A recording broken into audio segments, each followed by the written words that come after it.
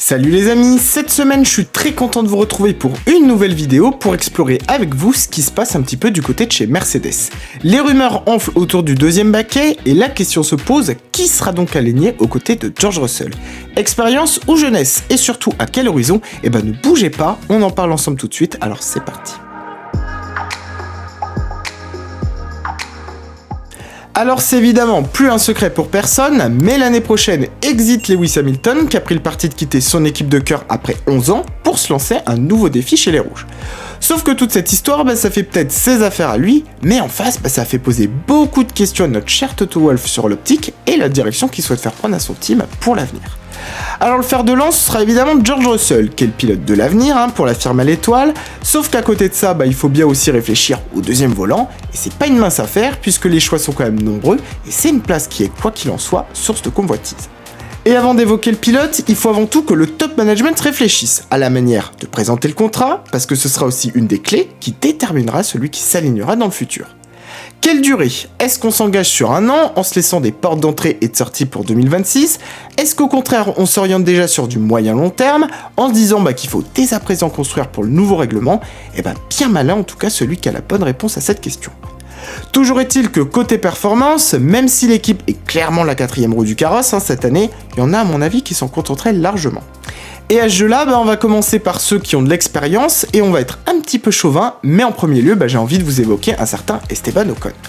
Et oui, il faut pas l'oublier, et d'ailleurs lui non plus ne s'oublie pas, puisqu'il l'a rappelé dans les médias il y a pas si longtemps, il se considère toujours comme étant un pilote Mercedes, et ça, c'est évidemment un petit appel du pied qu'il lance à Wolff pour présenter à demi-mot sa candidature.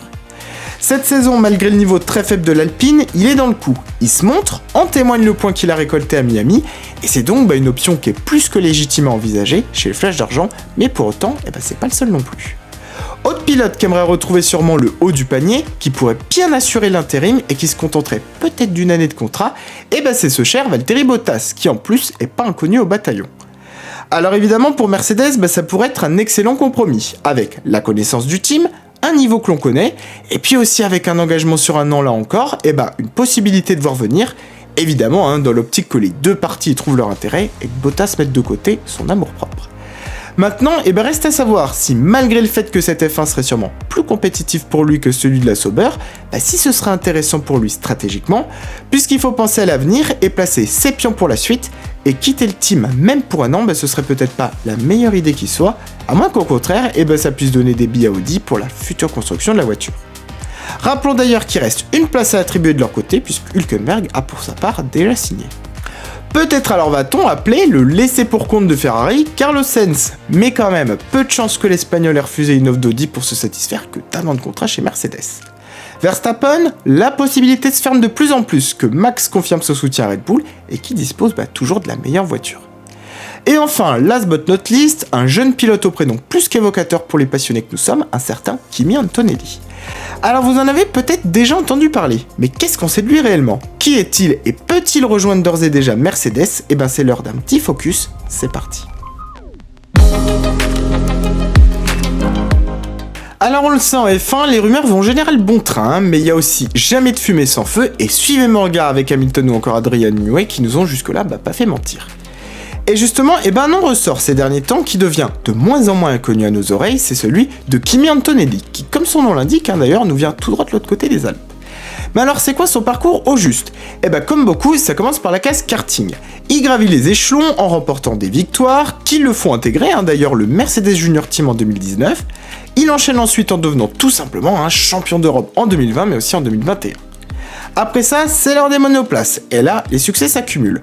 Champion F4 en 2022, que ce soit dans le championnat italien ou allemand, il monte après ça en Freca, qui remporte aussi tant qu'à faire, et il est cette année par contre désormais aligné en F2 chez Prema, et pour l'instant, il est en 9ème place du championnat au moment où je vous parle. Alors pourquoi il n'est pas à prendre à la légère? Tout simplement parce que déjà c'est un pur produit filière Mercedes, que sa voile est donc toute tracée, et que jusque-là, son parcours laisse penser qu'on tient là une future graine de champion. Aussi parce que comme Red Bull avec Verstappen finalement, la firme à l'étoile elle rêverait aussi de tenir sa petite pépite, et à seulement 17 ans, il faut le dire, il a encore beaucoup de potentiel à donner, ça c'est sûr.